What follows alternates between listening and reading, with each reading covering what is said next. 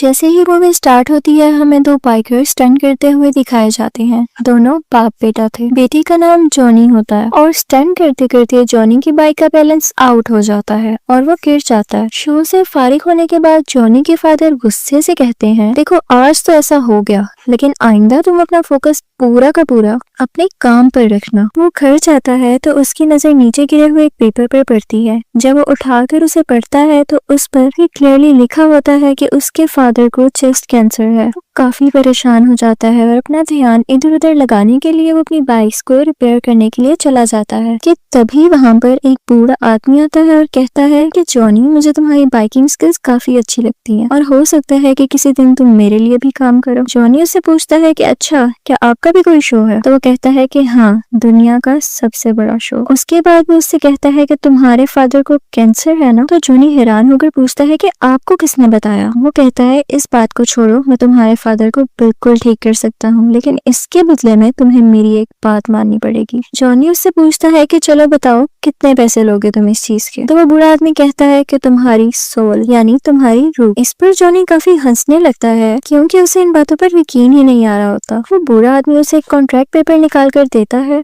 और जैसे ही जॉनी उसे पढ़ने लगता है तो उसके हाथ में एक पेन चुभ जाती है, जिसकी वजह से उसके हाथ से खून का एक कतरा आ जाता है और उस पेपर पर लग जाता है। वो आदमी उससे वो कॉन्ट्रैक्ट पेपर छीन लेता है और कहता है कि दिस इज एनफ। उसके बाद सीन चेंज होता है और हमें जॉनी बेड पर नजर आता है। उसे लगा था कि शायद ये उसका ख्वाब हो सकता है। जॉनी घबराया हुआ अपने फादर के पास जाता है और कहता है कि डैड, आप ठीक हैं क्या? तो उसके फादर आगे से कहते हैं कि मैं कुछ दिनों से बहुत अजीब महसूस कर रहा था। अपनी बीमारी की वजह से मैं काफी वीक होता जा रहा था, लेकिन न जाने आज सुबह ही मुझे डॉक्टर ने बताया कि मैं बिल्कुल ठीक हूँ और मैं खुद को भी हेल्दी फील कर रहा हूँ। तभी वो अपने स्टंट के लिए निकलने लगते हैं तो जॉनी को भी साथ जाने का कहते हैं, लेकिन देखते हैं कि जॉनी तो कहीं और बिजी है। अपने फादर के पूछने पर वो बताता है कि मुझे एक लड़की अच्छी लगती है, उसका नाम रॉक्सी है और उसके फादर उसे दूर भेजना चाहते हैं, तो मैं उसके साथ जाना चाहता हूँ, उसे यहाँ से लेकर। वो अपने फादर से कहता है कि आखिर कब तक मैं इस बाइक पर स्टंट्स करता रहूंगा, मैं कुछ नया करना चाहता हूँ। ये सुनते ही उसके फादर उसे एक चाबी देते हैं और ये चाबी उस बाइक की होती है जिसे बचपन से जॉनी चलाना चाहता था, और इसके साथ ही वो उसे विश करते हैं कि तुम्हारा नया सफर अच्छा गुजरे, और ये कहते ही वो चले जाते हैं। जॉनी की दोस्त का नाम रॉक्सी होता है और फिर वो हमें उसी बाइक पर दिखाया जाता है। उस जगह काफी शोर था। ये वो जगह थी जहाँ जॉनी के फादर स्टंट करने गए थे। पता करने पर जॉनी को पता चलता है कि उसके फादर की बाइक का एक्सीडेंट हो गया था, जिसकी वजह से उनकी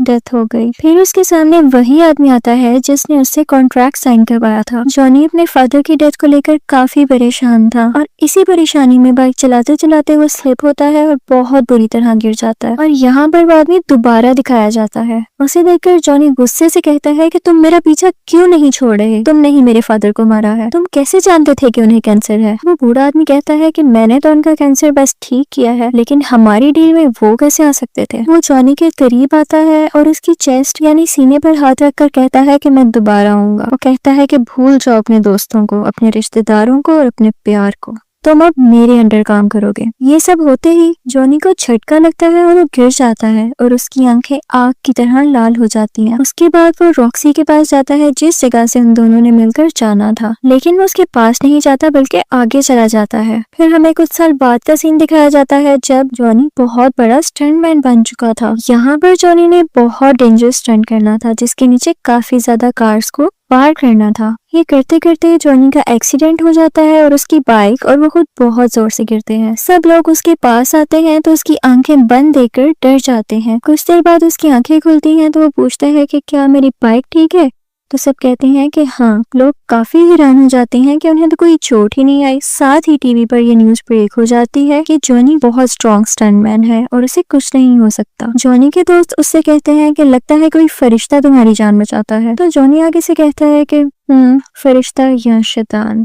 फिर हमें एक बार का सीन दिखाया जाता है जहाँ पर एक आदमी आता है और उसके आते ही सब कुछ फ्रीज होना शुरू हो जाता है। लोग उसे ब्लैक हार्ट के नाम से जानते थे। वो अंदर जाकर सबको मारने लगता है, लेकिन वहाँ पर 3 लोग ऐसे मौजूद थे जो कि इंसान नहीं थे। वो उससे पूछते हैं कि यार तुम यहाँ क्या लेने आए हो। वो कहता है कि मैं यहाँ सैंडविच का कॉन्ट्रैक्ट लेने आया हूँ। वो यहाँ करीब किसी ग्रेवयार्ड यानी कब्रिस्तान में छुपाया गया है और तुम लोग उसे ढूंढने में मेरी मदद करो। वो कहता है कि जैसे ही वो कॉन्ट्रैक्ट मुझे मिल गया हम पूरी दुनिया पर राज करेंगे। उनमें से एक शख्स पूछता है कि तुम्हारे बाप का क्या होगा। तभी हमें उसका बाप दिखाया जाता है और ये वही बूढ़ा आदमी था जिसने जॉनी से कॉन्ट्रैक्ट साइन करवाया था। वो बाहर अपने बाप के पास आता है और कहता है कि हर चीज की कस्टडी मुझे दे दे, अब ये मेरा टाइम है। उसका बाप कहता है कि हाँ तुम्हारा टाइम भी आएगा, लेकिन बच्चे ये मेरा टाइम है। ब्लैक हार्ट अपने बाप से कहता है कि आप जानते हैं आप यहाँ खड़े खड़े मेरा कुछ नहीं बिगाड़ सकते। उसका बाप कहता है कि मेरा राइडर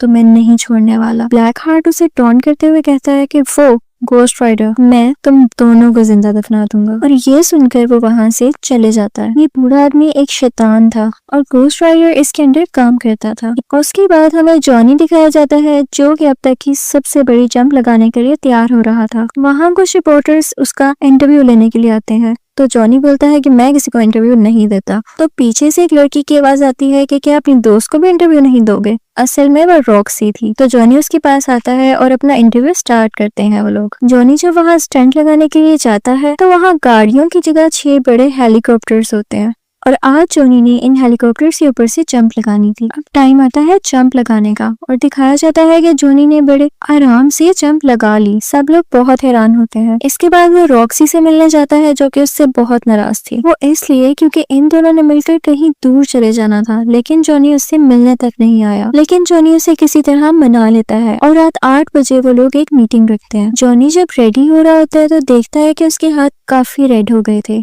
और जब वो उस पर पानी डालता है तो देखता है कि उसके हाथों से धुआं उठने लगता है और उसके बाद उसको अपना नाम सुनाई देता है। लेकिन जब वो पीछे मुड़कर देखता है तो कोई भी नहीं होता, लेकिन उसको अपनी बाइक स्टार्ट हुई दिखाई देती है। उसके बाद हमें वही बूढ़ा शैतान दिखाया जाता है। जॉनी कहता है मुझसे दूर रहो, तुम मुझसे क्या चाहते हो।